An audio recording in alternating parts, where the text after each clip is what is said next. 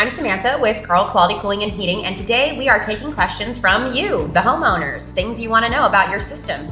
And today I brought in Justin Tubbs, our Senior System Design Specialist, and Philip Cole, our System Design Specialist and Comfort Advisor. And we are going to talk about homeowner tips, the stuff you need to know from the specialists. Are you guys ready? We're ready. All right, so question number 1. What is the ideal thermostat setting for comfort and savings? My answer changes based on whether or not I'm in a hotel. Yeah, Setting that bad boy down to 60, right? Yeah, whether you're paying for the bill or not. There you go. So, well, according to the experts, the studies that have been done by like the really dorky engineers who like study this stuff, get PhDs and all that. So 78, crazy. What are you, a lizard, right? So 78 is the ideal for energy savings, and that's really what the green people, the people like the tree hugging, dolphin kissing people, right? They would want you to have it at 78. But what ASHRAE and ACCA and all those people say is 75 is supposed to be the ideal temperature for temperature and humidity. Now that may sound like blasphemy to my friends out there who keep it at like 70, 68, but often what we find is that people keep it at those lower temperatures mainly because they've got a high humidity. But if you have the right temperature, 75, at the right relative humidity between 50 and 45%, you'll actually be very comfortable at that slightly higher temperature. So what we find is that when people drive the temperature way down, it's usually a symptom of a humidity problem because you should not have to turn it down that low. Interesting. Okay. 78. Absolutely not. How often should filters really be changed, and why does it matter? Well, it depends on what kind of filter you have. If you have a media cabinet at your indoor unit, the 4-inch filter I'm referring to, those are recommended to change from 6 months to a year, but really you need to be checking them at least at 6 months, to see if they need replacing. Now, the 1-inch filters that oftentimes will go inside your return air filter grills, those need to be changed out more frequently. Usually depending on what is recommended on the packaging, it could be like a month, 2 months, Yeah, there's 1 month filter, 3 month filters, 6 month to a year filters. But I actually have a secret. I know the answer. And so what's the answer? If the filter is dirty, replace it. If it's not dirty, don't replace it.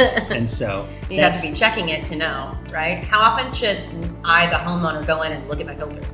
So if the minimum is like 6 months to a year, check it at 6 months.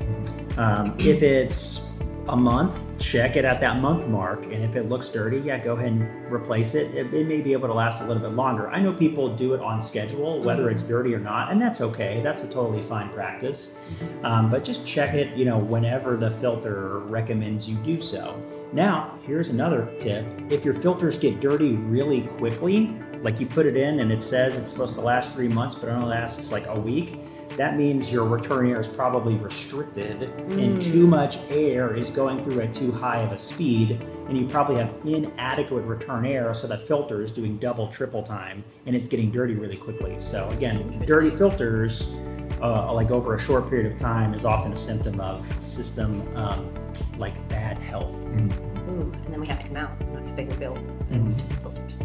I know that our Carl's Club members, if you're a gold member, we drop ship filters straight to your house. So you don't even have to think about it or worry about it. You just schedule with us and we take care of it. And our bronze and silvers, we take what they have and put them in. So join the Carl's Club at www.carlsac.com. So the next question is, what is one maintenance tip every homeowner should know, but probably doesn't? Well, aside from the filter one that we just mentioned, I can think of one other thing, and that's if you're not having maintenance currently done on your system. A lot of times people will neglect their outdoor condenser, and then it gets all gross and funky from mowing around it and algae growing on it, especially here in Houston. Nature's always trying to take back over your house. So having that condenser cleaned is kind of a major one too in terms of impact on efficiency. But also, I have an even better question. What's something that a homeowner often does but shouldn't do? Ooh. Yeah, well, one thing that we see all the time is people closing grills off because they want to like try to redirect air somewhere else. That is a big no-no. So Yeah, if you want to control airflow, you actually need to do it from the equipment with like manual dampers. Now, if your unit doesn't have manual dampers, they can be installed, but closing up vents like at the actual grill, what that does is air is going all the way down the duct, it's getting to the grill, it's pressurizing the duct, and then it's stopping. And that can cause the grill to sweat. It can cause the interior of the duct to sweat. It can cause equipment to get really like high static pressure within that system and hurt the fan motor. There's all kinds of things, like bad consequences that can happen. So I know so many people who have like guest rooms, and when people aren't in there, they just close it off because then they think the air is coming to them. Don't do that. You're creating more problems doing that than you're solving. We guarantee it. Nothing's more important than airflow, right? Mm-hmm. So you can't create a traffic jam inside the duct. Yeah, it's like, I'm not using my hand right now. I'll just cut off the blood flow. What could go wrong? Yeah, cutting off the blood flow, the airflow to the different rooms and things like that can cause major issues with the equipment, right? The blower is going to be very stressed out when you do things like that. Yeah, thinking about your house with a body and blood flow, that makes a lot of sense. Mm-hmm. Interesting. Well, thank you guys so much for giving us some tips. I hope don't close your vents and change your filters, biggest ones, right? And then join our Preventive Maintenance Club. So thanks. I'm Samantha, Justin, and Philip with Carl's Quality Cooling and Heating. We'll see you next time.